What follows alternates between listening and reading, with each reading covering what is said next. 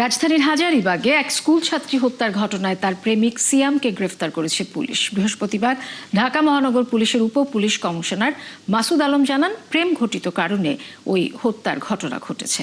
এছাড়াও গত মঙ্গলবারে প্রধানমন্ত্রীর হস্তক্ষেপে অপহৃত স্কুল ছাত্রকে উদ্ধারের ঘটনায় 4 অপহরণকারীকে গ্রেফতারের কথা জানান তিনি।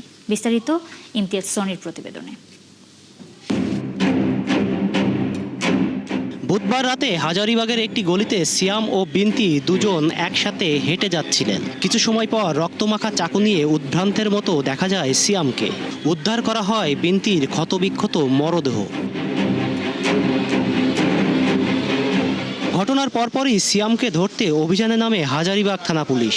বৃহস্পতিবার সকালে কলাবাগান থেকে অভিযুক্ত সিয়ামকে আটক করে পুলিশ। পরে সংবাদ সম্মেলনে পুলিশ জানায়, প্রেম ঘটিত জটিলতায় এই খুন। তাদের মধ্যে কোনো মনোমালিন্য হওয়ার কারণে এই যুবকের হাতে আগে থেকেই তার হাতে একটা চাকু ছিল। এই চাকুটা দিয়ে উপর্যুপরি পিছনের দিকে আঘাত করে এবং ওই সময় কিন্তু অনেক লোকজনও আশেপাশে ছিল। আঘাত করে যখন মেয়েটা চিৎকার করে বাঁচার জন্য একটু পাশে একটা বাসার ভিতর ঢুকে যায়, তখন সে ওই যুবকের কিন্তু কিছুক্ষণ ওইখানে ওয়েটও করছে, চাকু নিয়ে দাঁড়ায়ও ছিল। দাঁড়ায় থাকার পরে সে ওখান থেকে নির্বিঘ্নে তার মোটরসাইকেল নিয়ে পালায় যায়।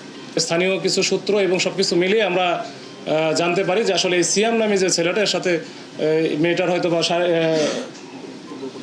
পূর্ব পরিচয় ছিল, তাদের প্রেমের সম্পর্ক ছিল। তিনি আরও জানান, গত মঙ্গলবার প্রধানমন্ত্রীর হস্তক্ষেপে অপহরণ হওয়া স্কুল ছাত্রকে উদ্ধারের ঘটনায় 4 অপহরণকারীকে গ্রেপ্তার করা হয়েছে।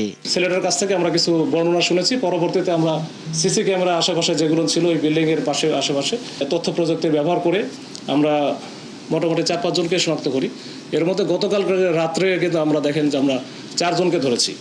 এছাড়া ধানমন্ডি এলাকায় বেশ কয়েকটি অভিযান চালিয়ে 2 জন অটোরিকশা ছিনতাইকারীকে গ্রেপ্তারের তথ্যও জানান তিনি। প্রচুর অটোরিকশা থাকে, এই অটোরিকশাগুলো যে চুরি বা চোর চক্র যেটা, এরা বিভিন্ন কায়দায়। ইমতিয়াজ সনি, 71, ঢাকা। আলোচনা করব।